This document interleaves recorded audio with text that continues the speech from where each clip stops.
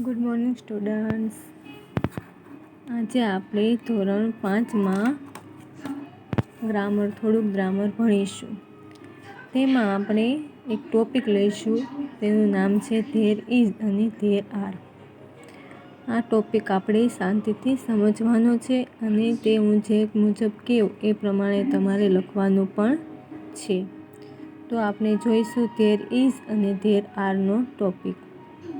ગ્રામરમાં આપણે સાદો વર્તમાનકાળ, ભૂતકાળ એવું બધું જોઈ ગયા હોઈએ છીએ, પરંતુ અત્યારે આપણે શું જોવાનું છે? ધેર ઇઝ અને ધેર આરનો ઉપયોગ ક્યાં થાય અને કેવી રીતે થાય તે તમારે જોવાનું છે. તો જુઓ, આપણે સ્ટાર્ટ કરીએ. અહીં આપણે જોઈશું ધેર ઇઝ. ક્યાં આપણને આપેલું છે ધેર ઇઝ? અહીં દેખાય છે ધેર ઇઝ.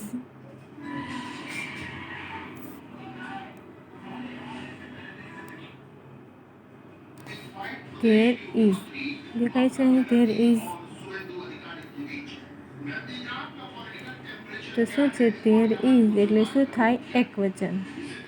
ધેર ઇઝ એટલે શું થાય? જો અહીં તમને આપ્યું છે એક વચન. ધેર ઇઝ એટલે એક વચન. તેનું આપણે અંદરની વ્યાખ્યા જોઈશું.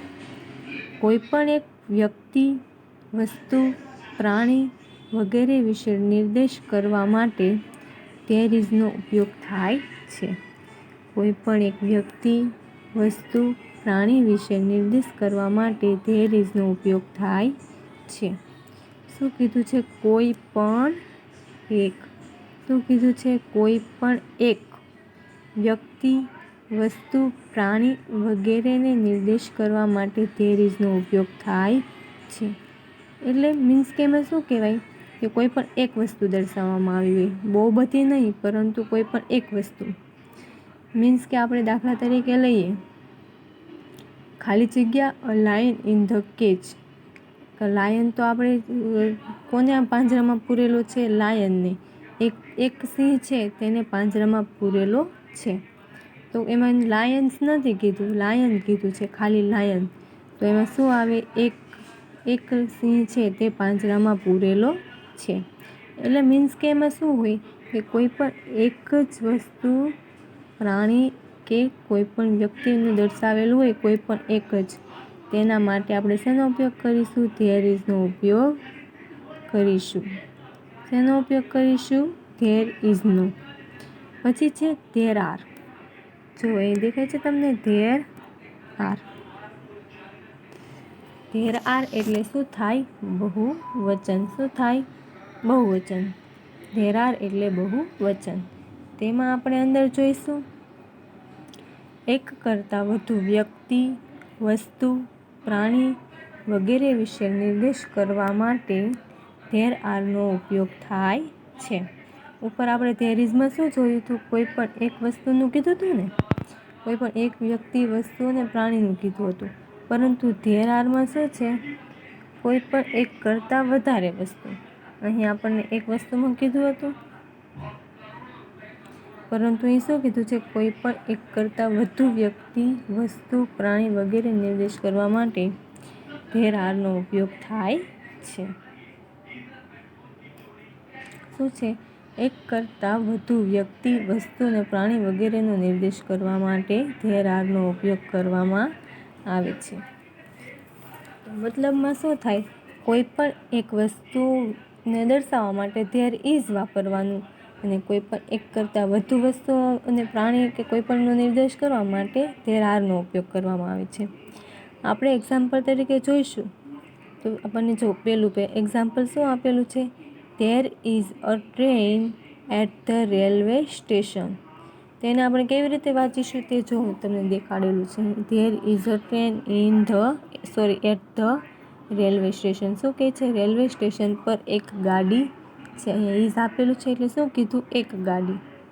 જો તમે માની લો કે તમને આ આપેલું જ નથી. શું કીધું? આ આપેલું જ નથી. ખાલી જગ્યા is a train at the railway station. Railway station પર ગાડી છે. રેલવે સ્ટેશન પર ગાડી છે. તો આમાં કંઈ ટ્રેન્સ નથી કીધું કંઈ. તો શું આવશે? There is. શું કીધું છે? There is. જો આપેલું છે અહીંયા there is a train at the railway station. Railway station પર એક ગાડી છે. તો આપણને ધેર ઇઝ વાપરેલું છે ત્યાં. બીજું ઉદાહરણ જોઈએ. તેમાં શું આપેલું છે? There are stamps in the post office. શું છે? There are stamps in the post office. Post ઓફિસમાં ટપાલ ટિકિટ છે.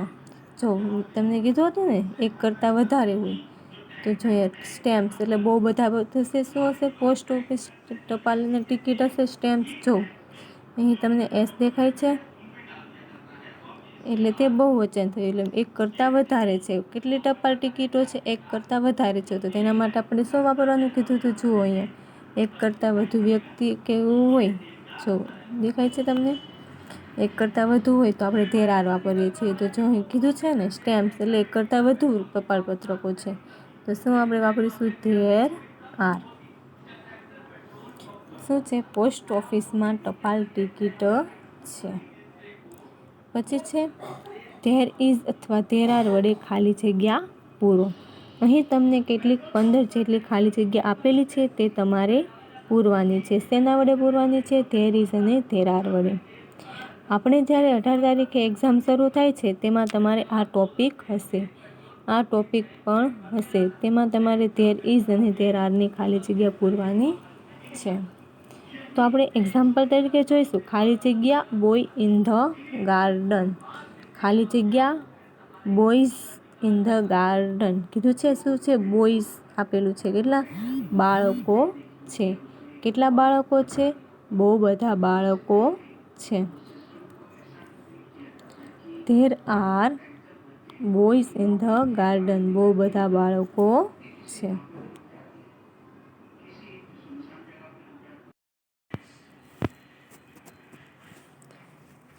તો આપણે જોઈ રહ્યા હતા ધેર ઇઝ અને ધેર આરનું. પહેલી ખાલી જગ્યા આપણને આપી હતી there are boys in the garden. There are boys in the garden. જો અહીંયા ધેર આર આપ્યું છે તમને, અહીં બોયઝ આપ્યું છે. જો બોયઝ એટલે બહુ બધા છોકરાઓ ગાર્ડનમાં રમી રહ્યા છે. પહેલી ખાલી જગ્યા છે ખાલી જગ્યા પેસેન્જર્સ ઓન ધ પ્લેટફોર્મ. જો તમને કીધું છે એક કરતાં વધારે હોય તો શું આવશે? ધેર આર પેસેન્જર્સ આપ્યું છે. શું? જો બહુ બધા પેસેન્જર, એક કરતાં વધારે પેસેન્જર્સ ક્યાં છે? પ્લેટફોર્મ પર છે. તો શું આવશે? There are. પછી આપણે બીજું જોઈશું.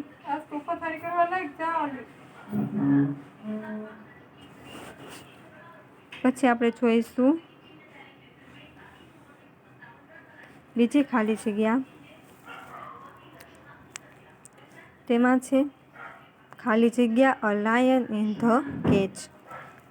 જો અહીંયા તમને લાયન એવી રીતે નથી આપ્યું. શું આપ્યું છે? એક લાયન.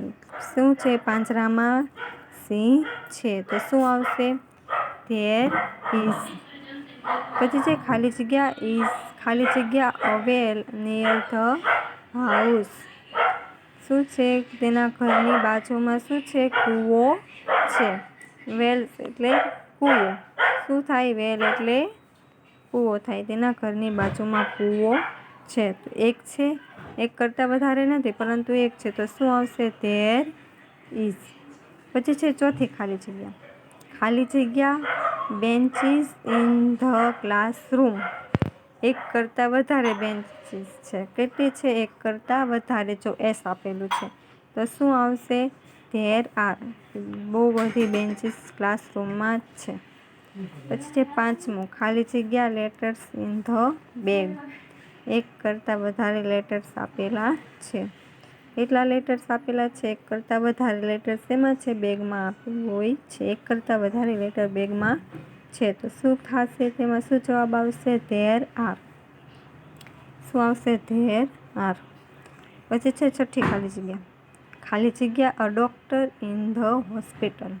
હોસ્પિટલની અંદર ડૉક્ટર છે. બહુ બધા ડૉક્ટર નથી. જો ખાલી ડૉક્ટર એમ જ આપ્યું હતું. તો શું આવશે? એક જ ડૉક્ટર છે. તો શું આવશે? There is. પછી છે ખાલી જગ્યા એપલ્સ ઇન ધ બાસ્કેટ. બાસ્કેટની અંદર એપલ્સ છે. એક કરતાં વધારે એપલ્સ છે, તો શું આવશે? There are. ખાલી જગ્યા બોટ ઇન ધ રિવર. નદીની અંદર બોટ છે. શું છે? નદીના બોટ છે. નદીમાં એક કરતાં વધારે નથી, પરંતુ એક બોટ છે, તો શું આવશે? There is.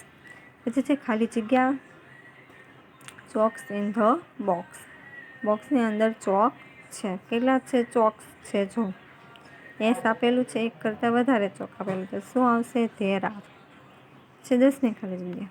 ખાલી જગ્યા an elephant in the zoo.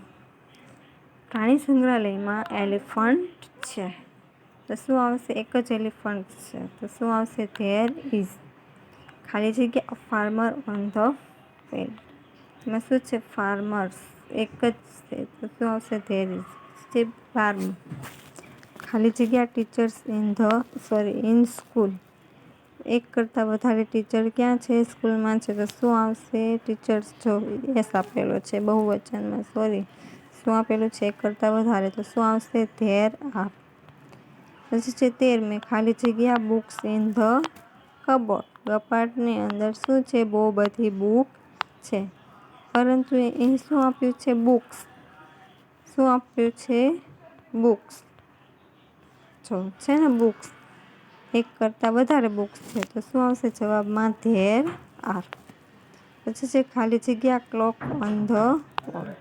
શું છે? વોલમાં દિવાલ ઉપર ઘડિયાળ છે. એક ઘડિયાળ આપ્યું છે આપણને, ક્લોક્સ નથી. શું છે? ક્લોક આપ્યું છે, એક ઘડિયાળ, તો શું આવશે? There is. પછી છે ખાલી જગ્યા ગ્લાસીસ ઓન ધ ટેબલ. ટેબલની ઉપર ગ્લાસ છે. શું છે? ટેબલની ઉપર ગ્લાસ છે. ગ્લાસીસ કેટલા છે? ગ્લાસીસ આપ્યા છે, એક કરતાં વધારે ગ્લાસ આપ્યા છે, તો શું આવશે? There are. મીન્સ કે આમાં શું છે? એક વસ્તુ, પ્રાણી કે કોઈ પણ વસ્તુ કે કોઈ પણ પ્રાણી એક હોય, તો શું આવશે? There is. પરંતુ એક કરતાં વધારે વસ્તુઓ, પ્રાણીઓ કે કોઈ પણ વસ્તુઓ હોય, તો શું આવશે? તેમાં ધેર આર. તો તમારે આ ટોપિક છે તે તમારે તમારી નોટબુકમાં લખવાનો છે, સમજવાનો છે અને મોઢે કરવાનો છે. હમણાં તમારી પરીક્ષા આવશે, તેમાં તમારે આ ટોપિક પૂછાશે, તો તમારે તે તમારી બુકમાં લખવાનો છે.